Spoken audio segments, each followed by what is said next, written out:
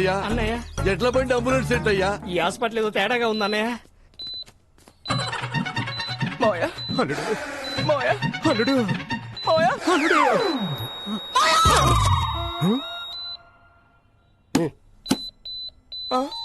Machine problem. మిషనా?